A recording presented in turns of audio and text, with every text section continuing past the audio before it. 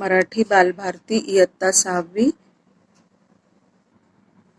भाग दुसरा धडा 9 वारली चित्रकला। वारली चित्रकला हा जो धडा आहे हा डॉक्टर गोविंद गरे यांनी लिहिलेला आहे। हे व्यासंगी लेखक, संशोधक, विचारवंत आणि साहित्यिक। आदिवासी हा त्यांच्या चिंतनाचा विषय आहे। म्हणजे आपल्या समाजामध्ये आदिवासी जे लोक राहतात त्यांचा अभ्यास करणे, त्यांचा हा त्यांचा चिंतनाचा विषय आहे। आणि आदिवासी आदर्श आश्रमशाळा, आदिवासींचा प्रश्न, भारतीय आदिवासी साहित्य आणि संस्कृती इतर त्यांचं लेखन प्रसिद्ध आहे। आता या धड्यामध्ये आपली जी भारतीय संस्कृती आहे ती विविध कलांनी समृद्ध अशी आहे। या कलांमध्ये ज्या संस्कृतीचे प्रतिबिंब पडलेले दिसते, निसर्गाशी नाते जोडणाऱ्या व जगण्याकडे सकारात्मकतेने पाहणाऱ्या वारली चित्रकलेविषयी या पाठात माहिती दिलेली आहे। आता या पाठामध्ये आपल्याला वारली चित्रकला ह्याच्याबद्दल माहिती दिलेली आहे आणि त्यांचा आदिवासींचा जो दृष्टिकोन आहे तो किती सकारात्मक आहे हे याच्यात सांगितलेले आहे। भारतीय सांस्कृतिक जीवनाच्या समृद्धीमागे आदिवासी कलेचा मोठा आधार आहे। नागरी संस्कृतीच्या प्रभावापासून मुक्त, परंपरागत चालत आलेले निसर्गप्रेम, सहज उपलब्ध साहित्यातून झालेला उत्स्फूर्त आविष्कार म्हणजे आदिवासी कला असे या कलेचे सोपे समीकरण मांडता येईल। आता भारतीय जीवनाच्या समृद्धीमागे म्हणजे भारतीय संस्कृती जी आहे आपली याच्या संपन्नतेमागे आदिवासी कलेचा मोठा आधार आहे। म्हणजे आणि आदिवासींजवळ त्यांचे जे निसर्ग प्रेम आहे ते काय, त्यांच्याजवळ जे साहित्य उपलब्ध असतं त्याच्यातून ते आपली कला किंवा कलेचे सोपे समीकरण म्हणजे त्यांच्याजवळ जे उपलब्ध वस्तू आहे त्यातनं ते आपली कला मांडतात। महाराष्ट्राला आदिवासी कलांचा समृद्ध वारसा लाभलेला आहे। त्यात वारली चित्रे, लाकडी कोरीव काम, मुखवटे, मृणमूर्ती, धातुकाम, पाषाणमूर्ती, वाद्य, शिकारीची साधने व इतर कलात्मक वस्तू यांचा समावेश होतो। आदिवासी कलांचा हा वारसा निश्चितच वरच्या दर्जाचा आहे। आता महाराष्ट्रामध्ये जे आदिवासी कला आहे त्याला असा छान समृद्ध म्हणजे संपन्न असा वारसा आहे। त्यामध्ये काय काय आहे? वारली चित्रे,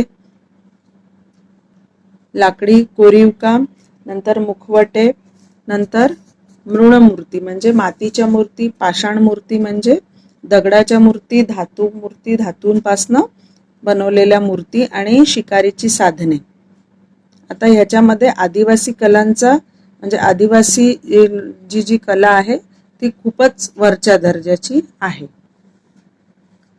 आदिम कलेची मूळ बीजे वारली चित्रकलेत विकसित झालेली दिसतात। वारली प्रदेशात छोट्या छोट्या पाड्यातील घराच्या कुडांवर व भिंतीवर चौकोन त्रिकोणाकृतीची अनेक चित्रे काढलेली असतात। वारली चित्रकलेचा परिपोष संस्कृती, परंपरा व परिसरातील निसर्ग संपत्तीचा आधार घेऊन झालेला आहे। आता आदिम कलेची मूळ बीजे वारली चित्रकलेत म्हणजे वारली आदिवासी जी जमात आहे ती कुठे राहते? छोट्या छोट्या पाड्यांमध्ये म्हणजे वारली प्रदेशामध्ये जे छोटे छोटे पाड्यांवर जे लोक राहतात त्यांच्या घरावर त्रिकोणी किंवा चौकोनी असे अनेक चित्र काढलेली असतात। आणि ती जी चित्रे आहेत ते जवळपास जी निसर्ग संपत्ती आहे म्हणजे त्यांच्या जे जवळपास आहेत तर त्याचाच आधार घेऊन काढलेली असते। आता ह्याच्यामध्ये आदिम संस्कृती म्हणजे काय की मूळ संस्कृती, आणि विकसित म्हणजे विस्तारलेली किंवा वाढलेली, आणि परिपोष म्हणजे पोषण। त्यामुळेच वारली जीवन कलेत धार्मिक विधी, लग्नविधी, दैनंदिन जीवन व लोकजीवन चितारलेले दिसते। त्यात आजूबाजूचा परिसर, पहाडातील पशुपक्षी, वृक्षवेली, नदी नाले, डोंगर, पहाड, वने, जंगले, नृत्ये, घरदार, शेतीचे हंगाम, शिवार, जत्रा इत्यादी विषयांना धरून भित्तिचित्रे रेखाटलेली दिसतात। भित्तिचित्रे म्हणजे भिंतीवरची चित्रे। आता त्यांचे जी चित्र आहे त्याला त्याच्यामध्ये धार्मिक विधी म्हणजे त्यांचे जे धार्मिक विधी आहे, लग्न विधी आहे, दैनंदिन जीवन, आजूबाजूचा परिसर, पशुपक्षी, हे जे त्यांच्या आजूबाजूला आहे त्यांनाच धरून हे चित्र रेखाटलेले असतात, म्हणजे चित्र काढलेले असतात. वारली चित्रकला समजून घ्यायची झाल्यास वारली लोकांच्या छोट्या छोट्या वस्त्यांवर फिरून लोकांना बोलते करावे लागते आणि त्यांच्यातील कला आविष्काराचा शोध घ्यावा लागतो. तांदळाच्या पिठात पाणी ओतून त्या द्रवाने बांबूच्या काड्यांनी रंगवलेली पांढरेशुभ्र वारली चित्रे लहान मुलांनी काढलेल्या चित्रांसारखे वाटतात, परंतु चित्राचे आकार मात्र निसर्गातून प्रेरणा घेऊन तयार झालेले असतात. आता वारली चित्रकला आपल्याला समजून घ्यायची असेल तर आपल्याला त्यांच्या पाड्यांमध्ये जाऊन म्हणजे त्यांच्या वस्तीमध्ये जाऊन त्यांच्याशी बोलावं लागतं आणि ते काय त्यांनी काढलेलं आहे याचा आविष्कार शोध घ्यावा लागतो. आता त्यांचे जे चित्र आहे ते कशाने काढतात? तांदूळाच्या पिठामध्ये पाणी ओततात आणि बांबूच्या काड्यांनी पांढरेशुभ्र वारली चित्र काढतात.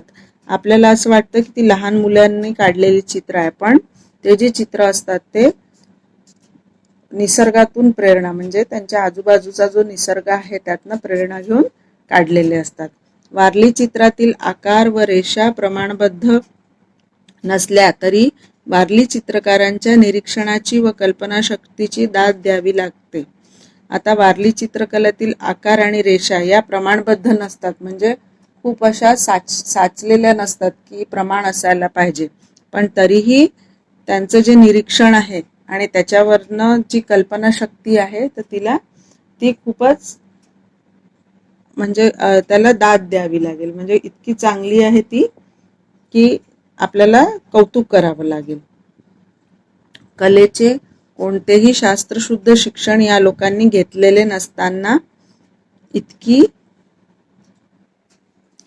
अप्रतिम चित्रे त्यांना सुचतात कशी, असाही प्रश्न पाहणाऱ्याच्या मनात निर्माण होतो. म्हणजे आज ते इतके म्हणजे त्यांनी कोणतेही शिक्षण घेतलेलं नाही या कलेचं, तरी पण ते इतके अप्रतिम कसं काय रेखाटू शकतात, इतकी सुंदर चित्र कसं काय काढू शकतात, असा प्रश्न आपल्याला पडतो. रंगाचा अतिशय कमी वापर, उदाहरणार्थ तांदळाचे पीठ, गेरू, काजळी, हळद, कुंकू, रंगीत फुले व झाडाचा चीक याचा उपयोग ते चित्र रंगवण्यासाठी करतात. चित्र काढण्यासाठी साधे रफ स्केच देखील तयार करत नाही, सुचतील तसे आकार ते गुंफत जातात. म्हणजे त्यांच्याजवळ जे उपलब्ध असतं, जसं तांदळाचं पीठ, नंतर गेरू म्हणजे एक मातकट असा लाल रंग जो असतो म्हणजे मातकट रंग, नंतर काजळी म्हणजे दिव्याभोवती जे काजळ जमतं ती काजळी, नंतर आपलं हळद, कुंकू, रंगीत फुले आणि झाडाचा चीक याच्यापासून ते म्हणजे झाडाच्या सालीतला जो चिकट रस असतो याच्यापासून ते याचा उपयोग ते चित्र रंगवण्यासाठी करतात. आणि ते साधा रफ स्केच म्हणजे साधं प्राथमिक रेखाचित्र म्हणजे आधी काढून सुद्धा बघत नाही, सरळ काढायला घेतात आणि त्यांना जसं सुचेल तसं ते आकार गुंफतात आणि त्याच्यापासनं असं अप्रतिम असं चित्र तयार होतं. रोजच्या जीवनातील त्यांच्या चित्रात त्रिकोण, चौकोन, वर्तुळ हे मूलभूत आकारच असतात. चित्रात जी उभी रेषा रंगवलेली असते ते आपले शरीर. त्यांच्या चित्रातील झाडे पहा. वारली चित्रकार ही झाडे रंगवताना नेहमी मुळापासून वर शेंडापर्यंत रंगवतो. आता रोजच्या जीवनात चित्र जे काढतात त्याच्यामध्ये त्रिकोण, चौकोन हे आकारच असतात आणि चित्रामध्ये जी उभी रेषा असते म्हणजे कुठल्याही चित्रात उभी रेषा असेल तर ते आपलं शरीर. आणि ते लोक जे त्यांची जी झाडं रंगवतात त्याच्यामध्ये मुळापासून शेंड्यापर्यंत अशी रंगवतात. अगदी सहजपणे त्यातून झाड वर उगवण्याची भावना प्रकट होते. अन्य चित्रकार झाड काढताना त्याच्या नेमके उलट करून म्हणजे वरून खाली रेषा काढतात. वारली लोकांच्या मते खाली भूमीकडे जाणारे म्हणजे मृत्यूकडे नेणारे नकारात्मक जीवन असते, तर भूमीतून वर उगवणारे म्हणजे जीवनाचा विकास करणारे उदयोन्मुख जीवन असते. आता ते साधं झाडाचं चित्र जरी काढायचं असेल तर ते खाली मुळापासून शेंड्यापर्यंत काढतात आणि बाकीचे जे चित्रकार आहेत ते वरपासून खालपर्यंत. तर वारली लोकांचा असा समज आहे की खालपासून वर काढणे म्हणजे भूमीकडे जाणारे भूमीकडून म्हणजे मुळापासून शेंड्याकडे जाणारे आहे, तर ते जीवनाचा विकास, आणि वरून खाली येणारं म्हणजे नकारार्थी जीवन म्हणजे मृत्यूकडे जाणारं जीवन. लग्न प्रसंगी झोपड्या रंगवताना आधी चौक काढला जातो. धार्मिक दृष्ट्या या चित्राला खूप मान दिला जातो. भित्तिचित्रे चितारणाऱ्या स्त्रियांना धवलेरी असे म्हणतात. त्यांना कोणत्याही गावात पाचारण केले जाते. लग्नाच्या आदल्या दिवशी मांडव असतो, त्या दिवशी ही भित्तिचित्रे चितारण्याचे काम केले जाते. 7-8 स्त्रिया मिळून हे चित्रण पूर्ण करतात. आता जेव्हा लग्न असतं त्यांच्या पाड्यांवर, तेव्हा ज्या झोपड्या रंगवतात तेव्हा आधी चौक काढला जातो. आता चौक म्हणजे जिथे 4 रस्ते एकत्र येतात ते ठिकाण, असा चौक काढला जातो. आणि त्या भित्तिचित्रे म्हणजे ते भिंतींवर जे चित्र काढतात त्या स्त्रियांना धवलेरी म्हणजे ते भित्तिचित्र काढणाऱ्या स्त्रिया असे म्हणतात. आणि कोणत्याही गावात त्यांना बोलवले जाते जिथे जिथे लग्न असेल. लग्नाच्या आदल्या दिवशी मांडव असतो, त्या दिवशी ही भित्तिचित्रे चितारण्याचे काम करतात. म्हणजे 7-8 स्त्रिया मिळून हे भित्तिचित्रे चितारण्याचे काम.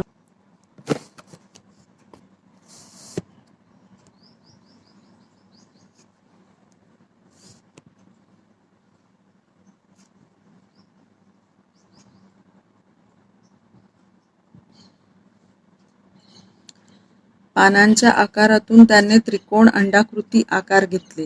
पाकळ्या आणि फांद्याच्या आकारातून बाक आणि वळणे घेतली. आता वारली चित्र संस्कृतीमध्ये ज्या रेषाकृती आहे त्या कशा कशापासून घेतलेल्या आहे ते आपण बघू.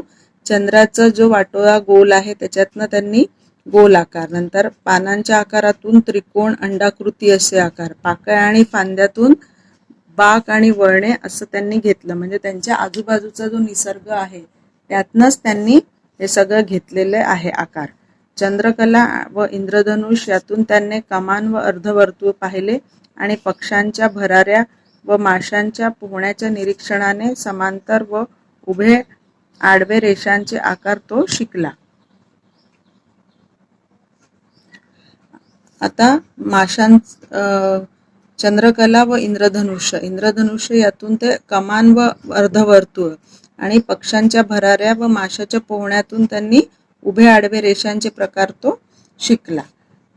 जवळजवळ असलेले 5 तारे पाहताना ते एखाद्या रेषेने जोडले गेलेल्याचा आभास निर्माण होऊन त्याला पंचकोन मिळाला.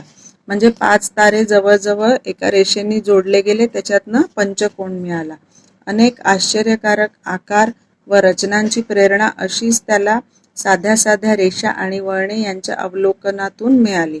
म्हणजे असे जे आश्चर्यकारक आकार आणि रचना जी आहे ही त्यांनी अवलोकन म्हणजे ज्या निरीक्षण त्यांनी जे त्यांचं जे निसर्गातलं निरीक्षण आहे त्याच्यातनं त्यांना मिळालं. निसर्ग आणि सृष्टीला समजून घेण्याची व ती चित्रकृतीतून प्रकट करण्याची त्यांची ही कला विचार करण्यासारखी आहे. म्हणजे किती ते लोक आपल्यापेक्षा किती त्यांची विचारशक्ती अफाट आहे, हे की ते फक्त निरीक्षणाने ते सगळं म्हणजे कोणतंही शास्त्रशुद्ध शिक्षण नसताना फक्त निरीक्षणाने त्यांनी हे सगळं केलेलं आत्मसात केलेली ही कला आहे. वारली चित्रकला आता वारली समाजाच्या बाहेर पडली असून तिचा वापर सर्वत्र होताना दिसतो. आजकाल टी-शर्ट, साडी, कुर्ता, बेडशीट, पिशव्या, पर्स, भेटवस्तू, भेटकार्ड यावर वारली चित्रकला रेखाटलेली असते. आता वारली चित्रकला ही फक्त त्यांच्या समाजापुरती नसून आता ती बाहेरही आलेली आहे.